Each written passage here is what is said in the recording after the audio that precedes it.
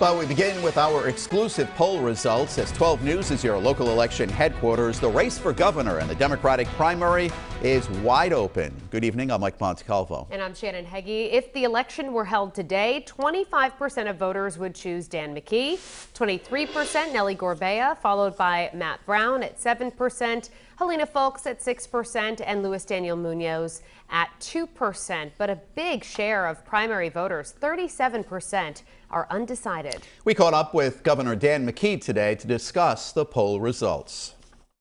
It's early, and I think that the main thing is for me is to do the work every day, which I did today. I started early and ending late, and making sure that we're doing the things that are in the best interest of the people of the state of Rhode Island. And Secretary of State Nellie Gorbea issued a statement responding to the poll results. It reads in part, quote, Rhode Islanders want to fix the housing crisis, strengthen public education, and tackle climate change. And Nellie Gorbea is the candidate for governor who is best able to deliver on these urgent priorities. New tonight, more results from our exclusive poll. We're joined live in studio now by 12 News reporter Kim Kalunian. Kim, we asked likely Democratic voters in the primary about issues impacting them most, and it seems like housing comes up a lot. What did the poll say? Yeah, this might come as no great surprise, Mike and Shannon, but a whopping 91% of people we polled said buying or renting a home is either a very serious or somewhat serious problem in Rhode Island. It's no secret rising rents are pricing tenants out. It's hard to find places that are, even in the, $1,300, $1,400, $1,500 a month for one bedroom. Home values are skyrocketing. Complete shock. It was like sticker shock. Meaning many of you are struggling to find a place you can afford to call home. We're guppies in a Shark Tank. Our exclusive 12 News Roger Williams University poll found among likely Democratic primary voters in Rhode Island, 60% say buying or renting a home is a very serious problem, and another 31% say it's somewhat serious. It is a big issue, and Democrats are always concerned about housing, and I think that's why the number is so high. We brought the findings to Richard Godfrey, executive director of the Cummings Institute for Real Estate at Roger Williams University. If you own a home, you get richer every day.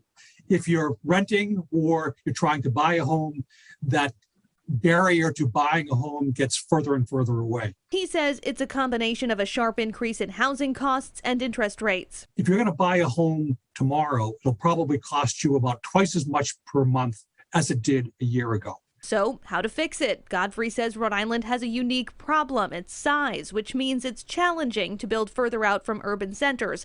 Instead, he suggests taking advantage of commercial areas like Quonset or Route 2 in Warwick. If we were to allow 2- and 3-story construction with apartments above, if we worked smartly and said, okay, let's free up the private sector to address this issue, we could solve a lot of the problems without damaging any more rural or environmentally sensitive lands. He also says people need to be open to changing neighborhoods, and he says the proposal being considered by Smith Hill lawmakers to allocate $250 million in federal ARPA funds to housing is just a start. Well, that $250 million, that's $250 million, will only provide about 1,000 homes.